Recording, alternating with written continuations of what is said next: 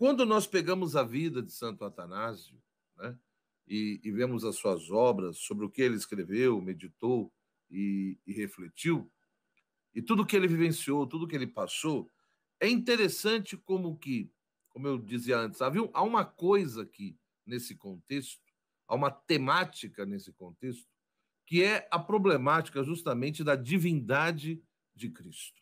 Então nós sabemos que desde o início da igreja, desde o início do cristianismo, ali já no primeiro século, no segundo século, nós já vemos muitas vezes um conjunto de perguntas e questionamentos sobre quem é Jesus. Quem é Jesus de Nazaré?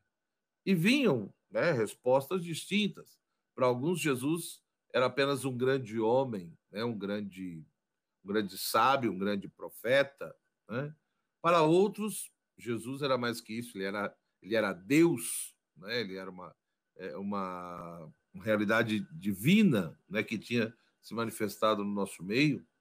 Para outros, ele era tanto Deus quanto homem. Então, em torno da pessoa de Cristo, já havia de fato ali todo um debate, né, dos cristãos ou daqueles que se colocavam no segmento de Jesus, sejam aqueles que eram provenientes do judaísmo. Então, no primeiro momento, como nós sabemos, você tem ali judeus cristãos, como os apóstolos, como Nossa Senhora, que tem toda uma origem judia e eram cristãos, acreditavam de fato ali em Jesus como Salvador, como Deus, como Senhor, né? Mas a grande maioria dos judeus naquele momento, enfim, não acreditava nisso, e depois outras pessoas provenientes de outras culturas, outras tradições e povos foram aderindo ao cristianismo. Né?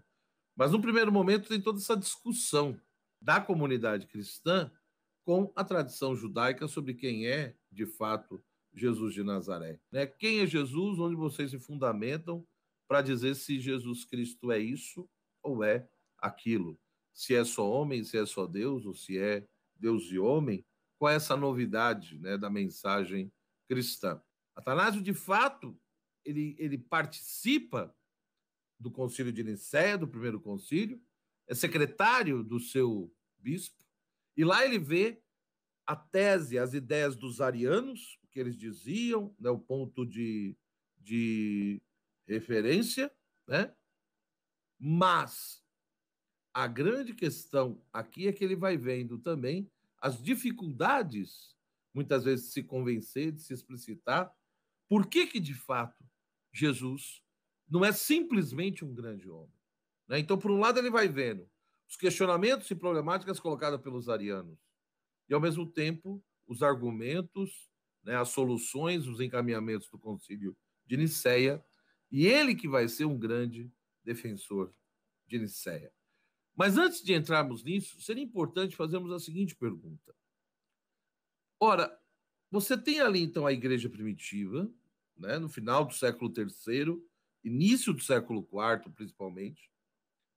Então existe todo um ambiente ali religioso, social, cultural. Né? Por que muitos cristãos, e até alguns cristãos, ou seja, no interior da própria comunidade cristã, por que muitos tinham dificuldade de aceitar a divindade de Jesus de Nazaré? Por que crer que Jesus é Deus era uma coisa que gerava, digamos assim, um certo incômodo, tanto intelectual quanto religioso? Me parece que tem dois elementos aqui que são extremamente importantes, né? E os comentadores desse período, pessoal que estuda patrologia, né, geralmente chamam a atenção para dois pontos. Para dois pontos. O primeiro ponto é que os gregos, principalmente, eles gostavam de se referir, ou de refletir, ou de definir a essência de Deus como não gerada. Como não gerada, ou seja, toda vez que se pensava ou tentava se explicitar a essência divina, procurava-se, né, defini-la como algo não gerado.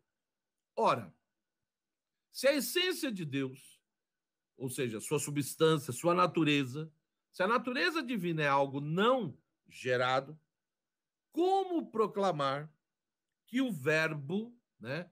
O verbo quer dizer o Filho, né? O Cristo, Jesus. Como proclamar que o verbo é verdadeiro Deus, já que ele é gerado pelo Pai. Então, se de fato o Cristo, o verbo, ele é filho, e ele é filho justamente porque foi gerado pelo Pai, como dizer que esse filho que foi gerado pelo Pai é verdadeiro Deus, na medida em que a essência divina é vista como não gerada? Então, isso parecia, para muitos, né, uma contradição extremamente explícita. Ou seja, se a essência divina é não gerada, e se o filho é gerado, ele não pode ser verdadeiramente Deus. Né? Se colocava então essa questão aí. E tinha um segundo ponto, um segundo elemento que também era muito interessante, que na época ali também, no primeiro século, no segundo século da era cristã, vai ganhando força cada vez mais toda uma reflexão e um debate sobre a chamada doutrina da divindade intermediária. Né? Então, isso não só no ambiente cristão, no meio cristão, mas também em outras tradições, como a tradição judaica, por exemplo.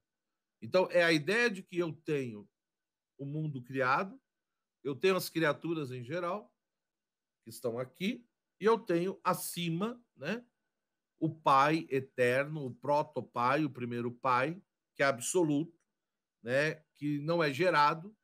Então, entre as criaturas, entre o mundo criado e as criaturas, e esse Pai eterno aqui, existiria aqui algo intermediário, ou seja, um Deus, uma divindade intermediária. Então, alguns tinham a tendência também de ver em Jesus, de ver em Cristo, essa divindade intermediária. E aí devemos tomar cuidado, porque aí você vai dizer, professor, mas será que realmente, quando a gente pensa em Deus, né, e a relação de Deus com o cosmos, com o mundo, já que Jesus é o mediador, né, entre Deus e esse mundo, entre Deus e os homens, ele não é realmente essa divindade intermediária?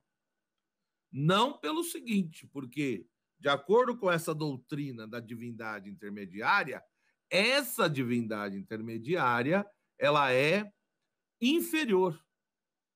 Ela está subordinada a esse proto-pai, não gerado. Então, a grande questão é que eu tenho aqui o proto-pai, o pai não gerado, eu tenho a realidade criada e eu tenho a divindade intermediária que faria a ligação, a ponte aqui dessas duas realidades. Mas ele seria inferior aqui. Então, nesse sentido, feriria, né? Ou seja, geraria um problema em relação muito peculiar à pessoa de Cristo, à pessoa de Jesus, como ela era vista, concebida e celebrada na comunidade cristã primitiva desde o início. Né?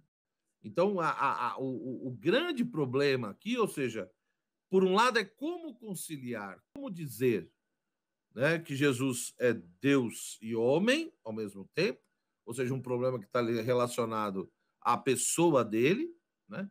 Esse é um ponto, mas que vai ser discutido mais em outros concílios. Então, essa questão da pessoa de Jesus, como ele pode ser Deus e homem ao mesmo tempo, isso vai ser muito mais discutido no concílio de Éfeso, em 431, e depois no concílio de Calcedônia, em 451. E nós vamos falar sobre isso nas aulas mais para frente. Mas quando vem toda essa polêmica em relação à questão da trindade, a primeira discussão é quem é o pai, quem é o filho. E qual é a relação que se estabelece entre o pai e o filho? Então, o que eu quis mostrar aqui é que você tem dois elementos culturais. Um que diz que a essência divina é não gerada, e o outro que é essa doutrina da divindade intermediária.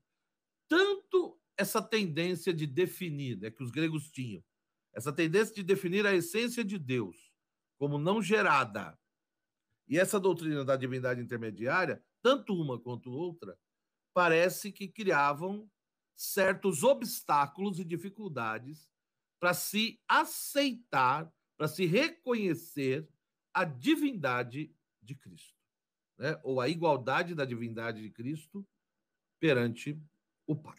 É por isso que chega um momento que é convocado um concílio. Então, no ano 325, nós vamos ter o primeiro grande concílio ecumênico da Igreja, que é o Concílio de Constantinopla, convocado pelo imperador Constantino, mas que foi aceito e autorizado pelo Papa, e lá teve os seus legados. E ali, no primeiro concílio, no Concílio de Nicéia, né, o arianismo foi condenado. E é onde se elabora a primeira parte do credo niceno-constantinopolitano. Principalmente aquela parte que se diz, né, quando você fala de Cristo, que ele é Deus de Deus, luz da luz, Deus verdadeiro de Deus verdadeiro, gerado, não criado, consubstancial ao Pai.